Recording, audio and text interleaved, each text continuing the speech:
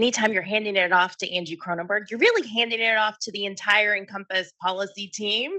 So I'm going to ask them to come on up. And we're a little ahead of schedule, which is good. That means we can talk a little bit longer about policy. I know that's why you're all here, right? So welcome, Encompass Policy Team. The day has finally arrived. We've all been really busy getting ready for the summit, but more importantly, we've been incredibly busy getting ready for the entire year, setting out our policy priorities, beginning to communicate. We've really hit the ground running. We've gone to visit the Hill, FCC commissioners' offices, some FCC staff, NTIA, and now you all are here. We're really excited for tomorrow when we can do it all over again and they can hear directly from our members. We hope that you're able to stay and really work with us. And if you're interested in joining Encompass and becoming a member to work with us after you spent the day with us, please let Julia Stroud know or Caroline know. We'd be happy to sign you up and get you involved in what we're doing here at the association. So let me just take a moment to introduce the Encompass policy team.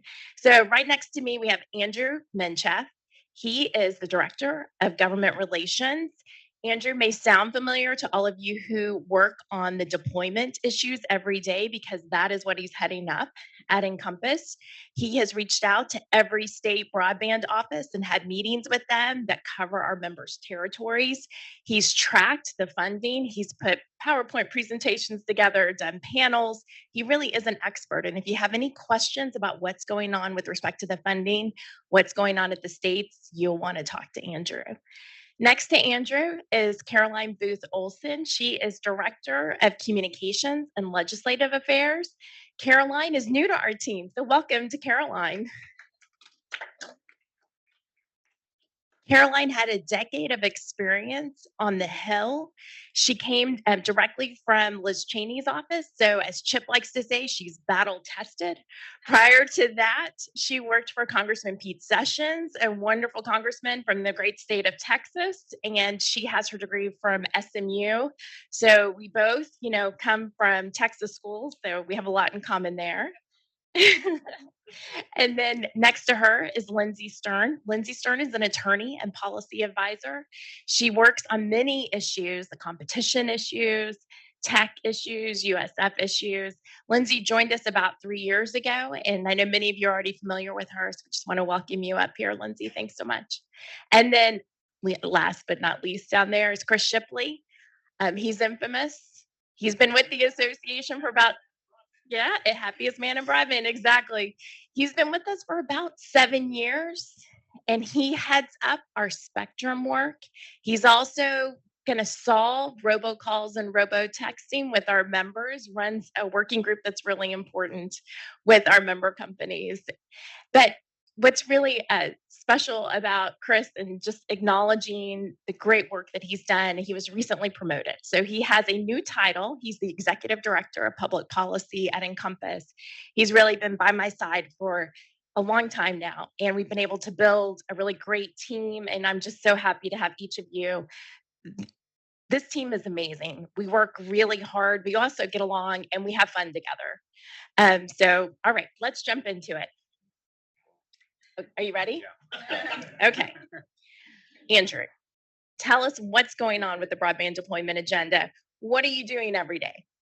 All right. Thank you, Angie. And just want to welcome everyone. I know it's getting up at 8 o'clock, 8:30 to be here. We appreciate your participation on our panel. And there's a lot, as Chip said, a lot of good content to come. But regarding what I cover on deployment issues, it's my day-to-day tracking federal, state, and local issues for our members, anything related to access to rights of way, permitting, franchise fees, taxes. It's all across the board. So it keeps me busy.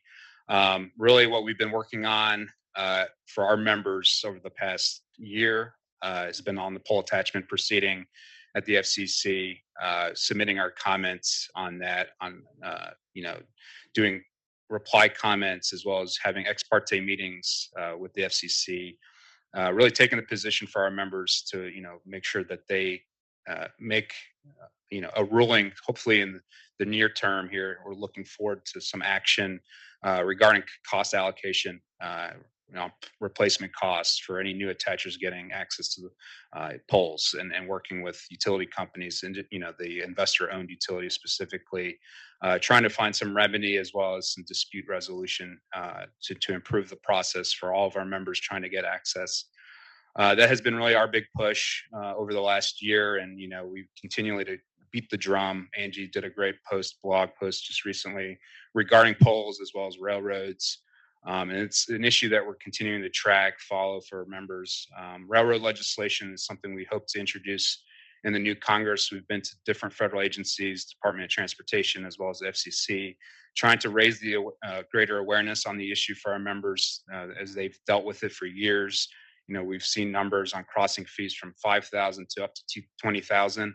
So the amount that our members have to deal with and trying to get that lowered is a big challenge. And we keep Caroline and myself have started taking meetings on the Hill, working with House Transportation Infrastructure as well as House CNC, just to bring those numbers to their attention. I don't think they're aware of what railroads are actually charging a lot of our providers. So we're working on that, hoping to draft language in the next few weeks that we can share with staff on the Hill. Something we really want to push for our members. And then with all the infrastructure funding, that's been really my big job too, is contacting state offices, pushing on our big points that we mentioned as part of the Be NoFo. We asked members their suggestions, and fortunately for us, we got a lot of great language included within the Be NoFo on fiber, on competition, on speed. And it's something we keep, having to message with these state offices as they're forming their staffs and getting resources together, sharing those positions on competition, on competitive open bid process, as well as wholesale open access. All those big points we need to hit with all these offices. So we're continuing to have those meetings. They're ongoing. I think the next 6 months plus to a year, it's going to be really pivotal for us to be in front of these staff and directors, letting them know where we stand as an industry, where our members are, and love to have participation from our members engaged in those conversations as much as possible. And then finally, I think the last big thing that we want to push is the Broadband Grant Tax Treatment Act. That's a bill that was recently reintroduced from Senator Moran and Senator Warren on federal income tax for those who accept the grant funding from the government. So it basically allow companies to take that money without getting any gross income or federal income tax onto that. So that's something we need to be pushing on the Hill. Caroline, we love having her as part of our team now, who's going to be making those efforts on the Hill, working with both Senate and House offices, and pushing that bill hopefully to the finish line before money goes out in June. That's what we're hearing on all the mapping and efforts from the FCC. So a lot to get done. Obviously love to have our members engage as much as possible. So we will keep everyone posted as we continue to work on these issues. And then the last point I just want to mention on the Broadland campaign, as part of our efforts, we're doing those outreach with state offices, but also going to different conferences as well as member site visits to see what our members are doing on the ground, what they're building, so we can share that message throughout industry and as well to others. I think to the government to know what's happening, what is taking place around this country that they need to know about. And that's a big part of our messaging push, I think, in the next few months, that we want to share that campaign and get Chip as well as Commissioner Clyburn and Angie and myself in front of, the state directors as well as different legislatures at the state level. Any efforts that we can do to keep pushing our message as an industry and as an association, I think is going to be critical over the next few months. So, yeah, that's all. Sorry. I don't know how you're doing all that work. That's a lot of time and effort. So thank you. We're going to go a little bit of out of order next. So all the way at the end, Chris, you've been doing a lot of work on access to mid-band spectrum. And I'd like you to spend a little bit of time just describing what's at stake. That's about right. Well, good morning, everyone. It's a pleasure to be back with you. As Angie said, this is my, I think, 7th policy summit, and it's really nice to see friendly faces in the audience. And I'm thrilled to be able to talk to you about the work that we've been doing with mid-band spectrum. I think to no one's surprise, I think demand for wireless connectivity to support data, voice, video, is driving massive increases in network demand, as well as increased effort by policymakers to identify and free up spectrum for 5G. Mid-band spectrum has become a target for 5G buildouts, I think, because of its coverage capacity, some of its propagation characteristics. And since 2021, the commission, the FCC, has been examining the feasibility of freeing up mid-band spectrum in the 12.2 to 12.7 gigahertz band for terrestrial 5G, fixed service, fixed wireless, and other flexible uses. This is the band that Chip was referencing in his introduction today, and the need for an infusion of mid-band spectrum as we're sort of looking to increase capacity across our networks. To accommodate the kind of services that I'm referencing here, the commission, would need to first modernize its rules, and that's something that it's willing to do if proponents of change, can show that doing so would be, one, in the public interest, if it would maintain the level of investment that's currently in the band, and then also and most importantly, I think, if incumbents in the band can be protected from harmful interference. INCOMPAS has been leading a coalition of industry and public interest advocates that would like to see, the commission unleash the power of 5G, in this band. The coalition itself, the 5G for 12 gigahertz coalition, has over 35 members and has submitted a number of engineering, technical, and economic analyses demonstrating not only that coexistence is imminently feasible, but also that doing so would provide over $50 billion in societal benefit just from the mobile services that it would provide. The number actually is quite larger if you're looking at societal benefit writ large. I think some of the analysis I think that we had put into the record indicated that it was over $1 trillion. So there is a lot to gain here from opening up this band. What's left? What do we need to accomplish? What's left is for the commission really to complete its analysis of all of the different engineering studies that have been submitted, not just by proponents, but also by opponents. And then, for the coalition and for the commission to work with interested stakeholders, to make an ultimate determination, on whether or not terrestrial services can exist in the band, without harmful interference, something that we think is absolutely possible.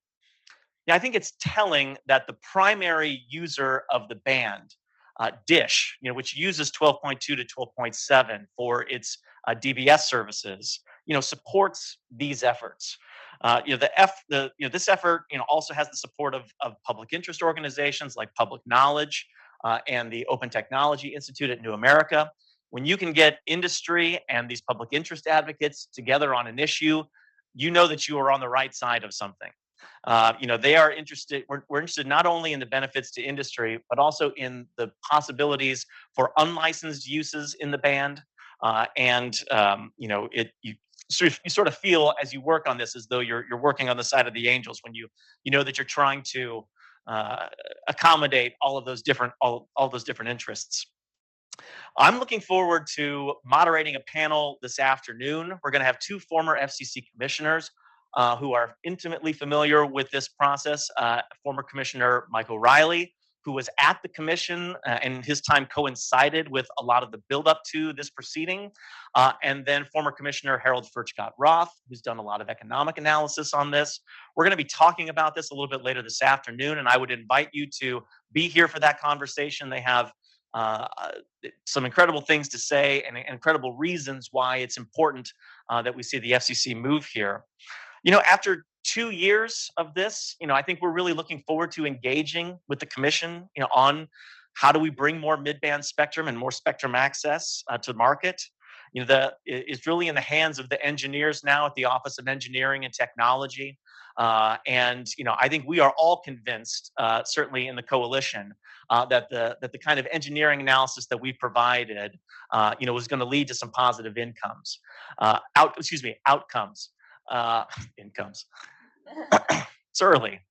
Yeah, Andrew said that people got up at 8 o'clock. I got up at 5. So, I live far away.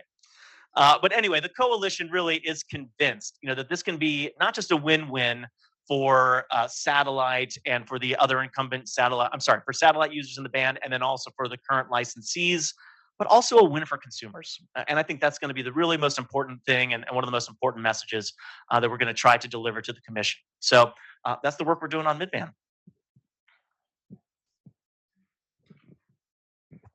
Great. Thanks so much, Chris. That's really helpful to know. So I'm going to skip to Lindsay. We've been really active in our support for the major financial investment that Congress and the Biden administration have made to deliver internet for all. But we've also been working through, what needs to happen to the USF fund. So this is the Universal Service Fund that the Federal Communications Commission administers. It has been around since the 1996 Act. Give us your perspective of the work that we're doing to bring more attention to it, and tell us what you think may be the way forward. Great. Thanks, Angie. Hi, everyone. Great to see you. Thanks for joining us so early. This is, I think, my 4th INCOMPAS Policy Summit, but my 3rd one on staff. So it's great to be here. Today, Angie's going to be on a panel about USF, so I hope you're still all here for it, and she'll talk a little deeper. But I just wanted to give a brief overview on what we're doing and what we've been doing for the past few years. So as many of you may know, INCOMPAS has been really active on contribution reform, both on the distribution side and the contribution side, which I think makes us a bit unique, on this topic and experts in this area. USF is really important connectivity program for the nation, but also for INCOMPAS. So, we recognize how important the program is to connecting all different populations, hard to reach rural areas, low income communities, anchor institutions. And so it's a really important program for us, and a lot of our members participate in the USF, especially as E-rate providers. And so first, just to talk about the distribution side. So that's the money that goes out to fund the 4 main USF programs. So last year, we were really active in the future of USF proceeding at the FCC. And just by way of background, the reason why this proceeding was initiated was because Congress recognized that given the billions of dollars that Congress and the Biden administration are now investing in broadband affordability and deployment, that it makes sense for the FCC to now review and potentially reform its USF programs given all this new funding. And so INCOMPAS has been active on this, and we've advocated for the FCC to review and potentially make changes where needed to the distribution side to USF. We've focused a lot on potential changes to the high cost program, where we think that especially incumbent providers are being given significant amounts of money to deploy without sufficient oversight or review. So especially now with all this new federal and state funding, we think that review here is going to be really critical. And in 2023, we'll continue to advocate for the FCC to do a deeper dive analysis into where USF is truly still needed. And we do expect that the need is still there. We just think that there should be a demonstration of that need in order to continue to receive that funding for the providers.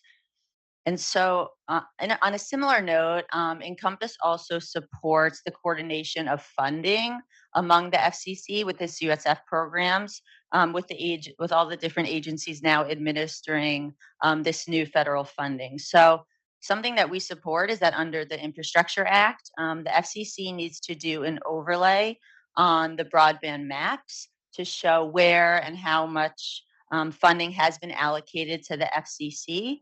And for non-FCC funding programs for unserved and underserved locations. We think this is a really good idea and a really good requirement that came out of the Infrastructure Act. We think that it'll enable better coordination of the programs and and it'll allow the FCC to really target the USF dollars where the need truly still exists. And we also think it'll offer better insight into where all the federal funding has gone, and what infrastructure has been built as a result. So lots there on the distribution side. And then to take the contribution side, and this is the money that funds the program, so that goes in to the USF. Just to take a quick step back to see how we've gotten here and where we're going. Many of you might know that USF contribution is a really hot topic right now. The FCC has had a proceeding pending for over 2 years on USF reform. And it's mainly about the issue of the telecom revenues that have been continuing to decline over the years. And this is the money that funds the programs. And so the contribution factor continues to increase. And as recently as last quarter has reached over 30%. So this is a 30% fee on telecom services, which is really problematic, because it's skewing the market. You know, if there's a 30% fee on a telecom service, you're likely to find a service that does the same thing, but you don't have to pay the fee on. So we think this is a really big issue. And we've been really active in trying to bring a solution to the FCC. And so for several years now, we've been working with diverse stakeholders to build political support for the FCC to move forward on USF contribution reform.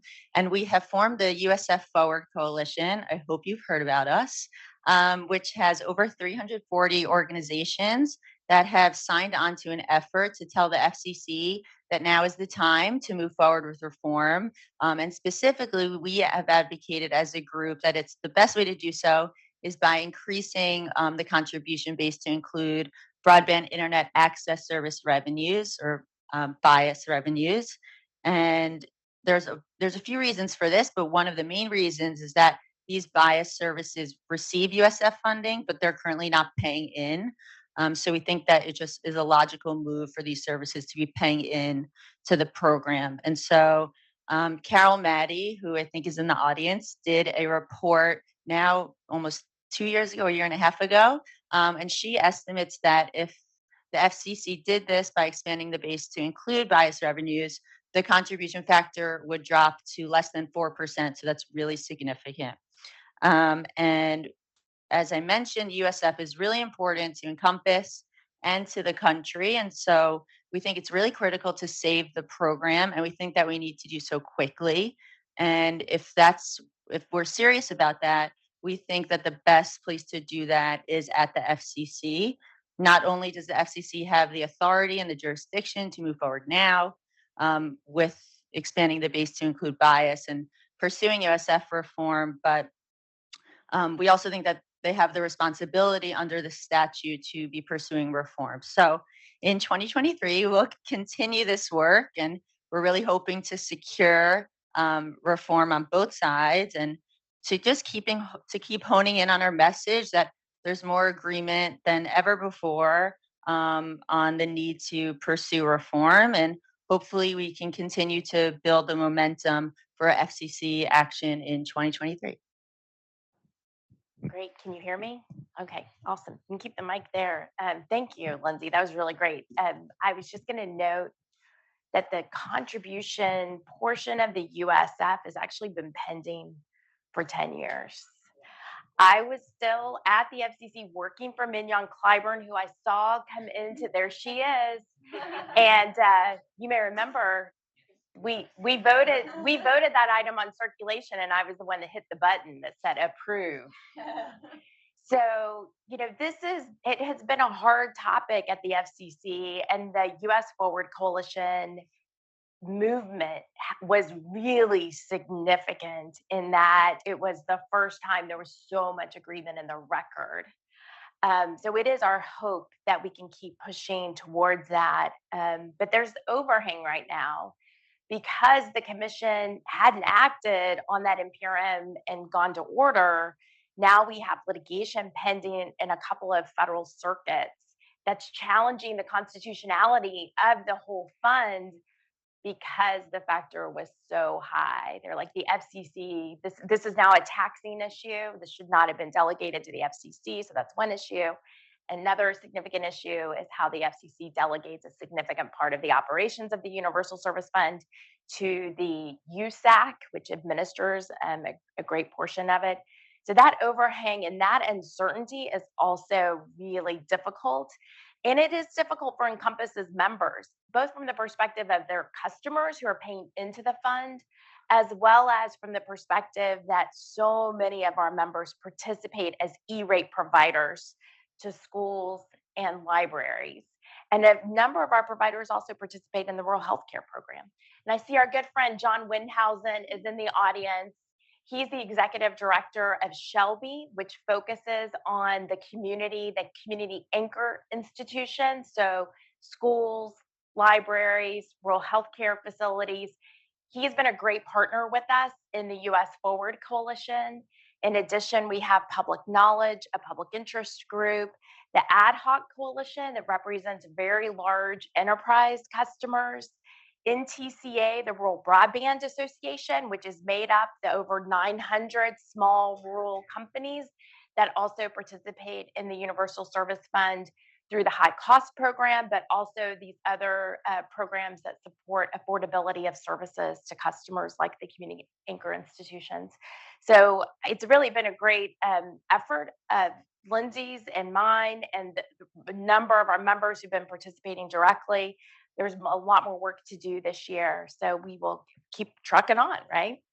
So next, I wanted to talk to Caroline a little bit about how she's hit the ground running at Encompass. You're 2 months in, so this beginning of the third month. Tell us how you're elevating our message and extending our presence to have more of a presence on the Hill. Hi, everyone. As Angie mentioned, I am brand new to the team, so I'm delighted to be with you all this morning. It's my very first policy summit, so I'm excited to see so many people bright and early. But as Angie said, I really have jumped straight into the fray. As the Director of Communications and Legislative Affairs, my main goal is to make sure people know who we are and what we do. So I've been laser focused on meeting with people on the Hill, both sides of the aisle, both sides of the Capitol Dome, to make sure they know who Encompass is and what we're advocating for on behalf of our great members. And so as you can see, our team has been very busy. They cover a lot of ground. And in my meetings, I always say we are small, but we are mighty. We do a lot. And so when I go in to talk to member offices from the House Energy and Commerce Committee, the Senate Commerce Committee, I'm talking about what we're doing with 12 gigahertz. I'm talking about what we're doing to break down barriers to deployment. As Andrew mentioned, we're working really hard on a piece of legislation to make sure that railroads can't charge exorbitant costs and take years to grant you permits. So we're working really hard to get that through. We have a lot of great meetings scheduled to push that through, hopefully in the permitting package that's coming in the end of March. So we're doing a lot of great work. And with the USF, there's a ton of new staff and new members on these committees of jurisdiction. So as I'm learning, they're learning too. But so it's really an education campaign to let them know what USF is, how it impacts every single community in every single congressional district, and our plan to save it, our plan to fix it. So I'm really working hard to talk to all of those member offices. We have our lobby day tomorrow. I know a number of you are participating. So I think that will be really impactful to show that Encompass is small, but we are mighty, and we're doing great work on behalf of our members. So on the other side of the coin, I'm also ensuring in the press, people know who we are. People know the great work we are doing on behalf of our membership and pushing the ball forward on all of these very important issues. We have Angie's new blog that's been taken off like gangbusters. We try to do it every week. Chip has a blog as well.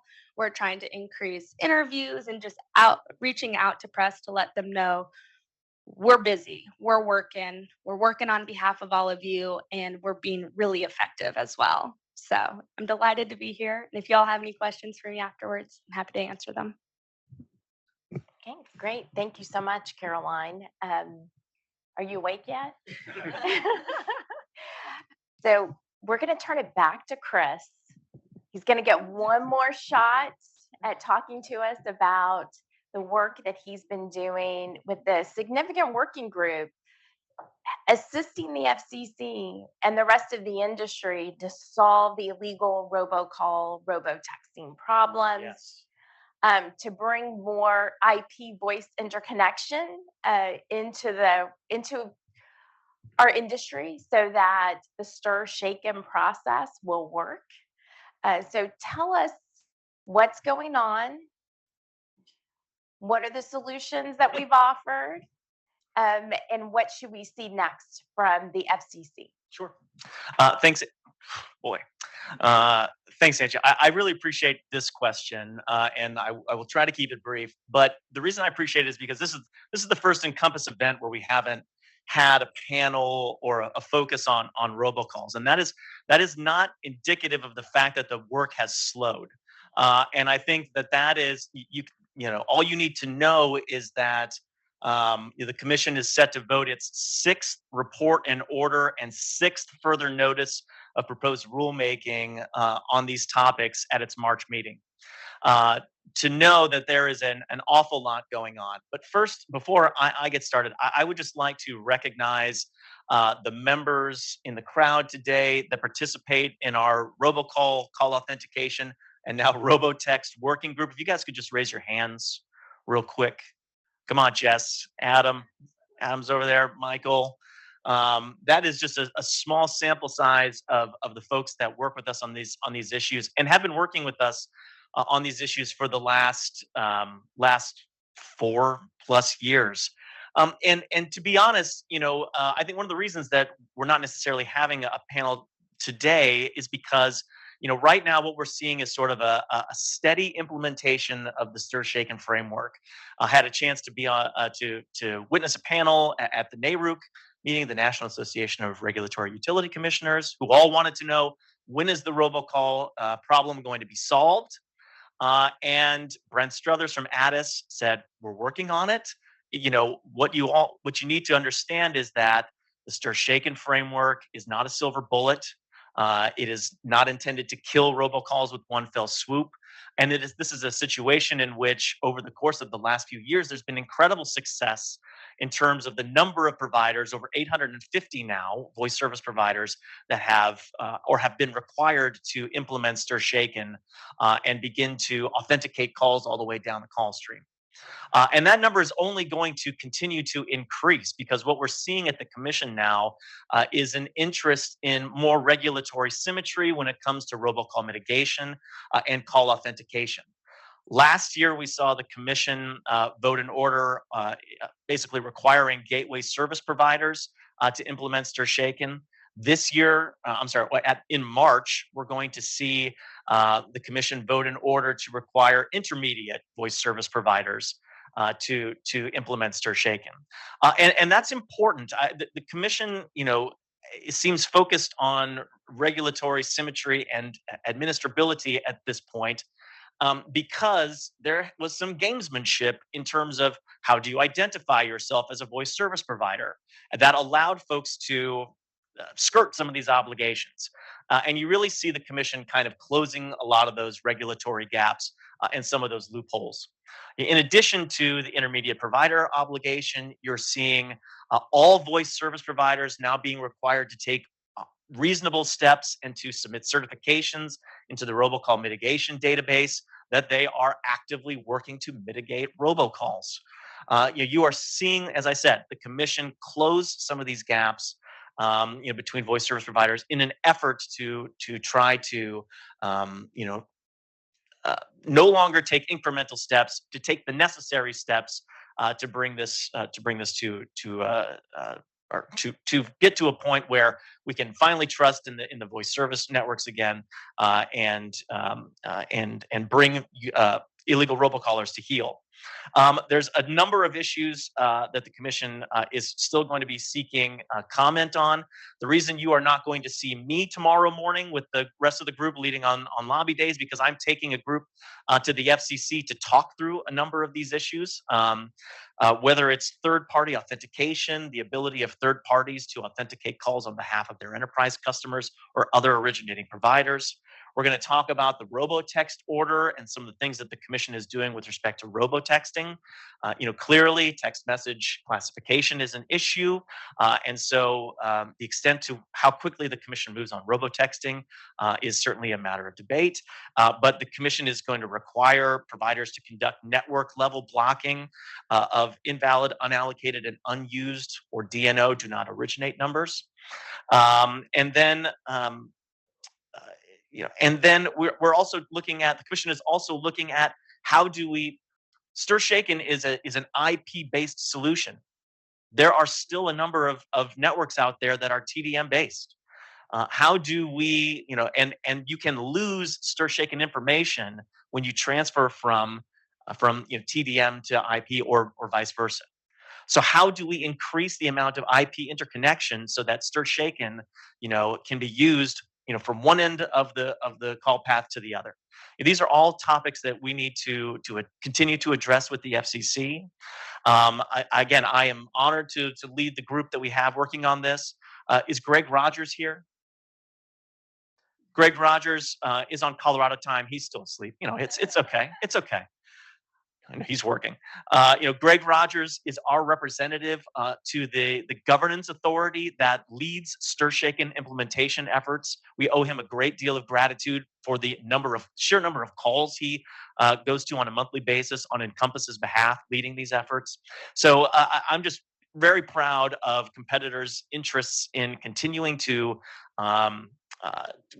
express their policy, concerns when it comes to these issues. The fact that they are well received, I think, speaks to how well industry is working on this, and I think leads me to be very hopeful that this is a situation that we can get under control, and but particularly with the assistance of our members. So that's just a little bit. I highly, those of you that are voice service providers that need to know more about this, those folks that raise their hands, they are experts. They are excellent. They are teaching me on a biweekly basis, because we have our robocall working group every other week. And by all means, since we're not talking about it today, seek those folks out for their expertise. Thank you, Chris. And thanks to the policy team for all the great work that you're doing. Give them a round of applause.